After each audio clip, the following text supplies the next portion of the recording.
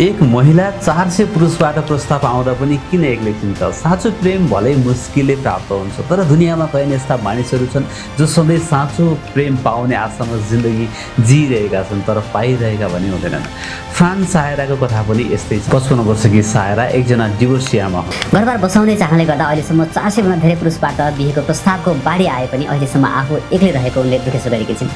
फ्रान्सले पछिल्लो केही समयदेखि आफ्ना लागि मनमिल्ने जोडी खोजिरहेकी छिन्। त्यसका लागि उनी हिन्ज तथा बिम्बल जस्ता अनलाइन डेटिङ साइटहरूमा पनि गइन्, तर सफलता भने प्राप्त हुन सकेको छैन। उनीसँग 18 देखि 21 वर्षसम्मका त्यस्ता युवाहरूले सम्पर्क गरे जसले आफूभन्दा पाका महिलासँग सम्बन्ध स्थापित गर्न चाहन्थे। त्यस्तै जो पुरुषहरूले उनीसँग बिहेको कुरा गरे उनीहरूमध्ये अधिकांश वृद्धावस्था वा पाको उमेरका पुरुषहरू पनि थिए। डेली स्टारसँग कुराकानी गर्दै फ्रान भन्छन्, मसँग बिहेका करिब 400 प्रस्तावहरू आए र ती मेरो उमेरका आसपासको उमेरका थिए। उनीहरूको उमेर 48 देखि 50 वर्षसम्मको थियो। मिल्दो उमेरको प्रेमी फेला पर्नुका बावजुद फ्रान किन आफ्नो उद्देश्यमा सफल हुन सकेनन् त? यस विषयमा उनको रोचक तर्क दिएकी छिन्। फ्रानका अनुसार सुरुमा त सबै कुरा ठिक हुन्छ, तर जब पुरुषहरूसँग च्याटिङ अघि बढ्छ तब उनीहरूले आफ्नो वास्तविक रङ देखाउन थाल्छन्। कुरा गर्दै जाँदा पुरुषहरूको उद्देश्य सम्बन्धलाई दीर्घकालीन रूपमा अगाडि लैजाने नभएको कुरा थाहा हुने गरेको उनी बताउँछिन्। फ्रानका अनुसार अधिकांश पुरुषहरूलाई त सोसल मिडियामा महिलाहरूसँग कसरी कुराकानी गर्ने र कस्तो व्यवहार गर्ने भन्ने पनि थाहा छैन। सोसल मिडियाप्रति पनि फ्रानको गुनासो रहेको छ। सोसल मिडियामा साँचो प्रेम र सम्बन्धको कुनै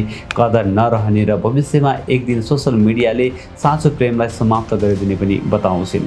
यद्यपि एक दिन कुनै सम्मानित व्यक्तिबाट आफूलाई सच्चा प्रेम प्राप्त हुने र भविष्यमा खुसी साथ रहन सक्ने उनले अपेक्षा गरेकी छिन्। सानो अपडेट थियो, लाइक, सेयर अनि सब्सक्राइब गरिदिनु होला। Thank you so much.